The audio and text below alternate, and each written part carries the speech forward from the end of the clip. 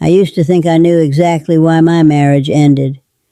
I had a whole story worked out in my head, neat and certain, with a beginning and a middle and a villain, and for a long time, I was convinced the villain was him. My name is Margaret. I'm 74 years old, and it took me until last spring, sitting alone in the kitchen of the house I've lived in for 11 years without him, to finally understand that I had been telling myself the wrong story all along. That's the thing about being this age. You think you've already done all the hard thinking. You believe the big reckonings happened years ago, that you grieved what needed grieving and filed it away somewhere tidy. And then one ordinary Tuesday morning, you're just sitting there with your coffee going cold, and something shifts. Some small thought lands differently than it ever did before. And suddenly you're looking at 30 years of your own life, like you're seeing it for the first time. I met Robert when I was 26. He was 29. We were introduced through a mutual friend at a dinner party in the fall of 1977, and I remember thinking he had kind eyes. That was the first thing. Not that he was handsome, though he was, in his own quiet way. But those eyes, they were patient eyes, the kind that made you feel like whatever you were about to say was already worth hearing. I fell in love with that quality before I fell in love with anything else about him. We married in June of 1979. I wore my mother's dress, taken in at the waist and let out at the shoulders, because my mother was smaller than me in every way except the shoulders. I carried white peonies. It rained for about 20 minutes just before the ceremony and then stopped. And everyone said that meant good luck, and we believed them. Because when you're 27 and in love and standing in a church doorway with wet grass and the smell of rain on hot pavement, you believe everything people tell you about luck. The early years were good. I want to say that clearly because I don't think people always believe you when you say it. They assume that if a marriage eventually falls apart, there must have been trouble from the start that everyone was too foolish to see. But that wasn't true for us. The early years were genuinely good. We were poor in the way young couples are poor, with enthusiasm about it almost, making do and making meals out of very little and laughing about it in the way you can only laugh when you're not yet frightened. Robert was working at an engineering firm. I was teaching 4th grade. We lived in a small apartment with a radiator that clanked all winter and a view of another building's brick wall. And I loved it. I loved all of it. Our daughter, Claire, was born in 1982. Our son, Daniel, 2 years after that.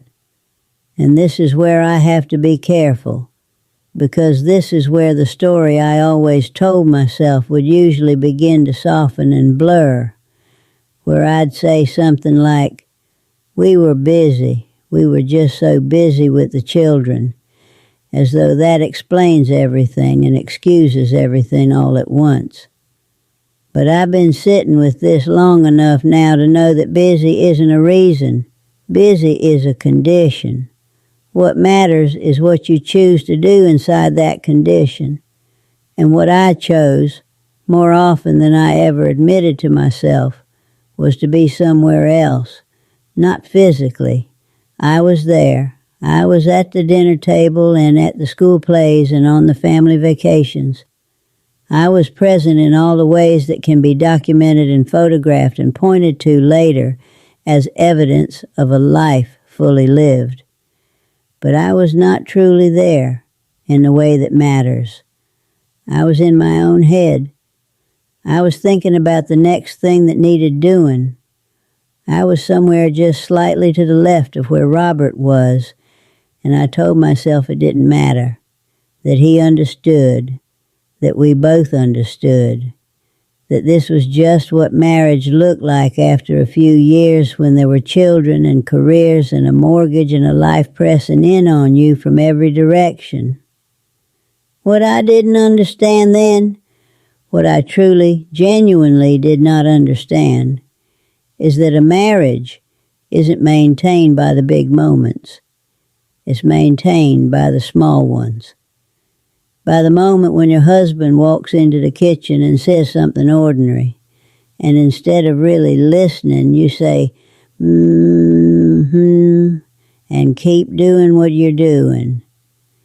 By the moment when he wants to tell you about something that happened at work, something that mattered to him, and you're too tired to ask the follow-up question. By the moment when he reaches for your hand in a movie theater and you let him hold it, but you don't hold back, not because you don't love him, but because you're just not paying attention. Those moments, thousands of them, tens of thousands of them, maybe spread across decades. That's where our marriage ended. Not in the arguments, though there were arguments. Not in any single betrayal or breaking point, though we had those too later. It ended slowly, invisibly, in all the ordinary moments when I simply chose not to show up. I want to tell you about a specific night because I think it will say more than any amount of general reflection. It was 1991. I know because Daniel had just started kindergarten, and I remember feeling a complicated mixture of relief and guilt about that, which is something only mothers will understand. Robert had had a hard week at work. There was some kind of conflict with a colleague, a man named Gerald, who had been undermining him in front of senior staff, and Robert had been carrying it around all week. This tightness in his face that I recognized but chose not to ask about directly, because I was carrying my own things and I suppose I was protecting my own limited reserve of energy. That Friday evening he sat down at the kitchen table after dinner, after the children were in bed, and he looked at me with those patient eyes and he said, "I think I need to talk to you about something." And I said, "Of course." And I sat down across from him. But even as I sat down, I was already calculating.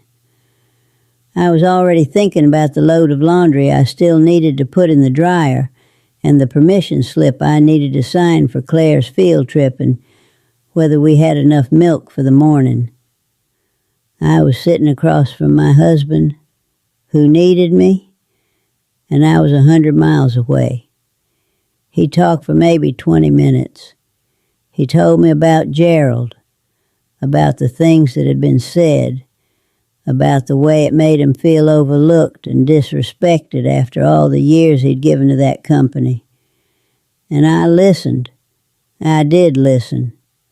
But I listened the way you listen to the radio while you're driving. You hear it. You can repeat back pieces of it if someone asks.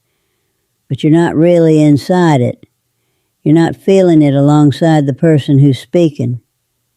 When he finished, I said something like, "That sounds really frustrating. I'm sorry you've had to deal with that all week," which was not a wrong thing to say. It was a perfectly fine thing to say. But it was the kind of thing you say when you've been listening to the radio. It was the response of someone who heard the words but didn't receive the person. And Robert looked at me for a moment, just a moment, with an expression I couldn't quite read, and then he nodded and said, "Yeah," and got up to get a glass of water, and we never really talked about Gerald again. I didn't think about that night again for years. I filed it away with 1,000 other evenings that seemed unremarkable. But I've thought about it a great deal in the past few years, and I think what happened in that kitchen was something quiet, and consequential. I think Robert came to me with something real, and I held it at a slight distance, and he felt that distance, and some small part of him, not consciously, maybe not even knowingly, began to recalibrate, began to expect less, began to need me a little bit less, because needing me and not being fully received is a particular kind of loneliness that's worse, in some ways, than simply being alone. We did this to each other over the years, in fairness. Robert had his own ways of being absent. There were stretches where he retreated into work so completely that I felt like I was raising the children alone, and I resented it, and I was right to resent it. I'm not trying to take all the blame. I'm trying to take my portion of it honestly, which is something I was not able to do for a very long time, because I was too busy holding on to my portion of the grievance. The children grew up. Claire moved to Portland after college. She's a landscape architect now, and she has 2 boys of her own, my grandsons, who are the great joy of my recent years.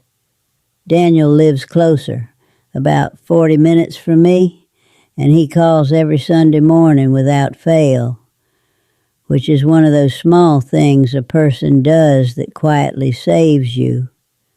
Both of them, in their different ways, are good people. Robert and I did something right, even if we did plenty wrong. By the time the children left home, Robert and I were living like cordial roommates. That's the most honest way I can put it. We were considerate with each other. We asked about each other's days. We went to dinner on Friday nights because we'd done it for years, and neither of us suggested stopping. We took our usual vacation to the Cape in July. From the outside, I imagine we looked like a couple who had navigated the child-rearing years and come out the other side still standing, which is no small thing. But from the inside, there was a kind of muffled quality to everything, like living behind glass. I remember a therapist asking me once, this was maybe 2003 or 2004, we went briefly and then stopped going as people do. She asked me what I wished Robert understood about me. And I sat there for a long moment and couldn't answer. Not because there was nothing to say, but because I realized, sitting in that chair with the silence stretching out, that I wasn't sure I had let him close enough to misunderstand me. If he didn't fully know me, it wasn't entirely because he hadn't tried. It was partly because I had kept certain rooms closed. I grew up in a family where emotional need was something you managed privately. My mother was a capable woman who loved us thoroughly and also maintained a certain reserve that I absorbed without realizing it, the way children absorb things. Vulnerability in our house was something you moved through quickly on the way to practical action. You felt the thing. You acknowledged the thing, and then you did what needed doing. I brought that with me into my marriage, like furniture I didn't know I was carrying. Robert came from a different kind of family, louder, more openly affectionate, more comfortable with unresolved emotions sitting in a room with everyone for a while. In the beginning, that difference between us was interesting, even attractive. Later, I think it became a source of quiet friction neither of us named clearly enough to address. I retreated inward when things were hard. He wanted to move toward. And rather than finding a language between us, we slowly gave up on the translation. I'm not sure exactly when the marriage effectively ended, emotionally. I think it was a process rather than a moment, though there was a moment. I'm sure of it, where one of us stopped trying as hard, and then the other one noticed and stopped trying as hard in response, and we never quite found our way back from that. If I had to guess, I'd say it was somewhere in the mid-90s, which means we spent another decade and a half in a marriage that was already quietly over, which sounds worse than it felt at the time, because the numbness of it was so gradual that we both adjusted to the temperature as it dropped. We separated in 2010. Robert told me on a Sunday afternoon in November that he thought we'd grown too far apart to find our way back, and that he didn't think either of us was happy, and that he was sorry. I told him I thought he was right. We cried a little. We were very civil about the whole thing, which I think surprised our children more than the separation itself.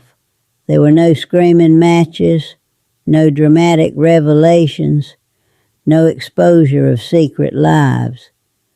There was just two people in a living room acknowledging what had been quietly true for years and deciding to stop pretending otherwise. For a long time after the divorce, several years, honestly, I told a story about what went wrong that centered on incompatibility. We wanted different things. We grew in different directions. We were two good people who simply turned out not to be right for each other.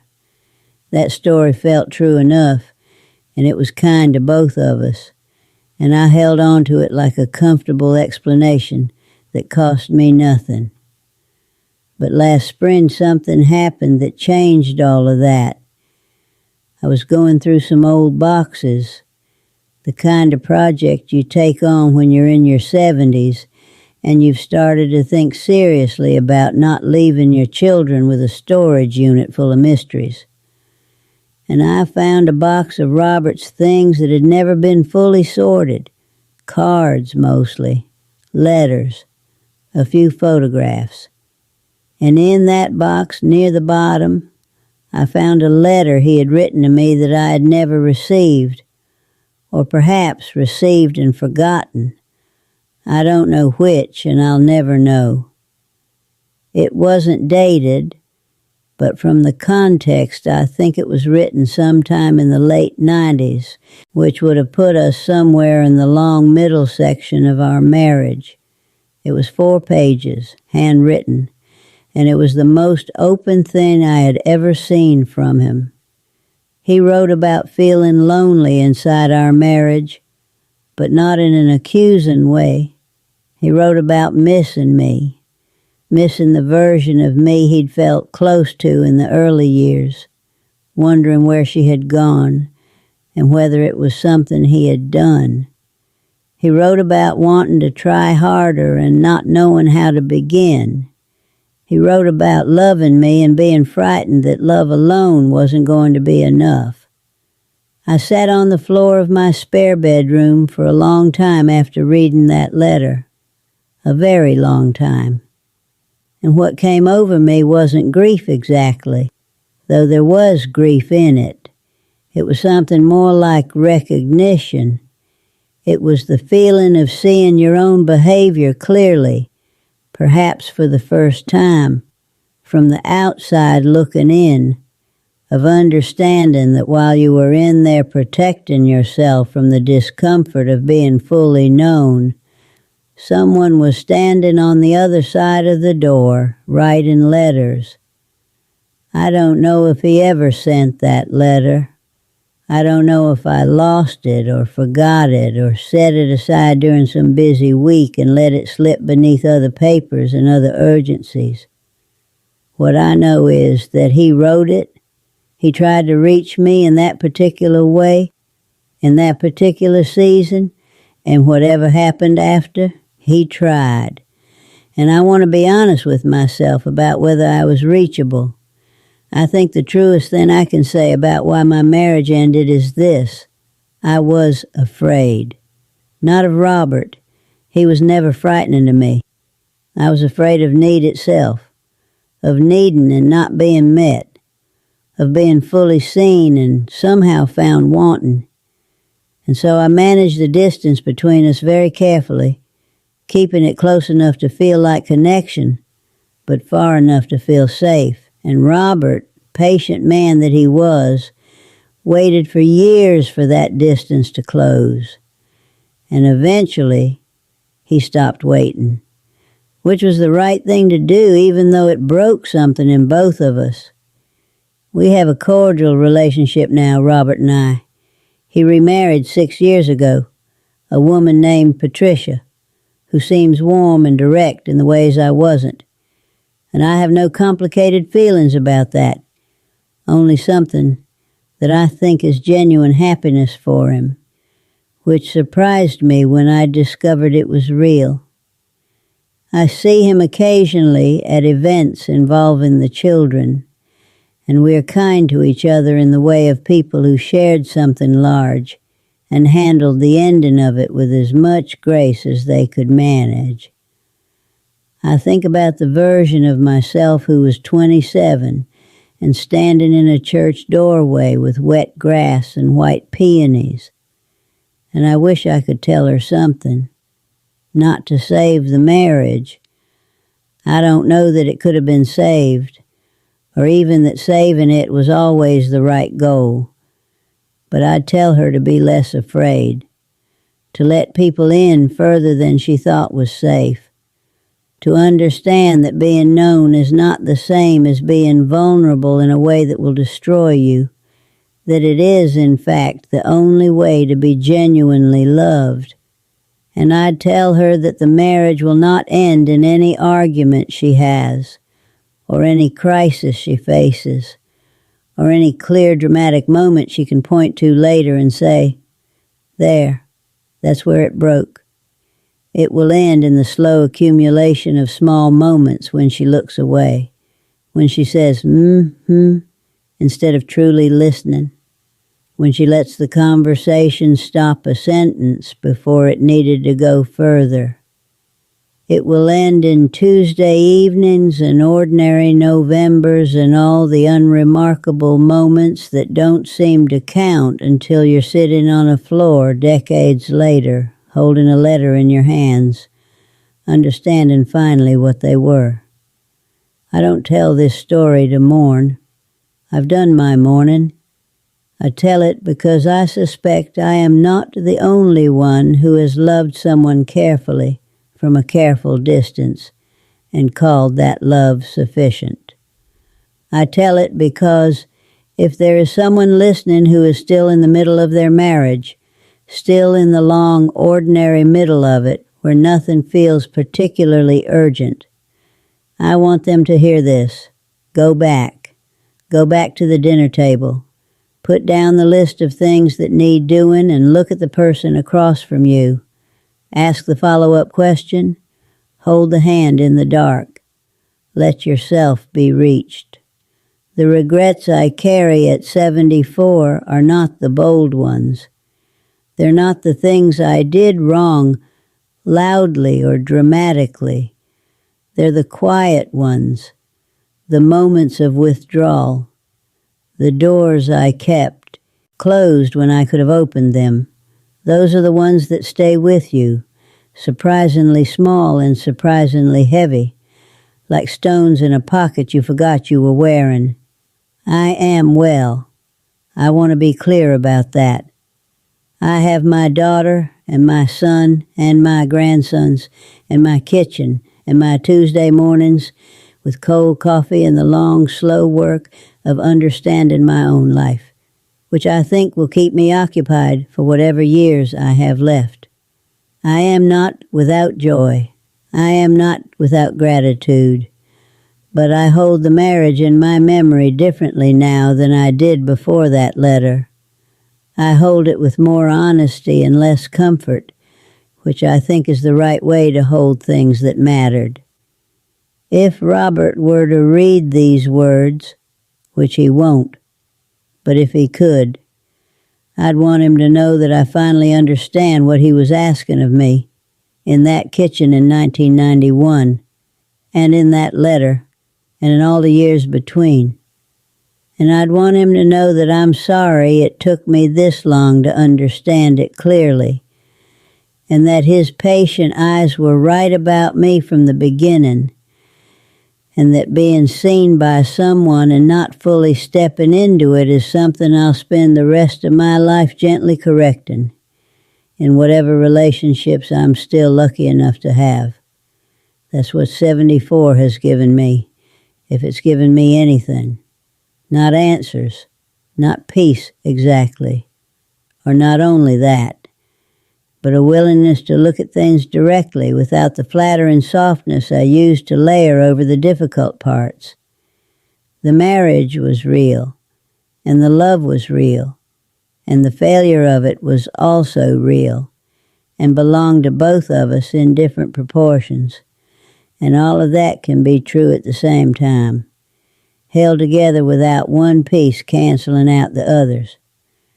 I think that's all I can offer you, and I hope it's enough. Be where you are. Be with the people in front of you. Let the distance close, even when it frightens you, especially when it frightens you, because you don't get those Tuesday evenings back. You don't get the ordinary moments returned to you. They go quietly while you're thinking about what comes next, and eventually you find yourself at 74 sitting alone in the kitchen with all the time in the world to understand what they were worth.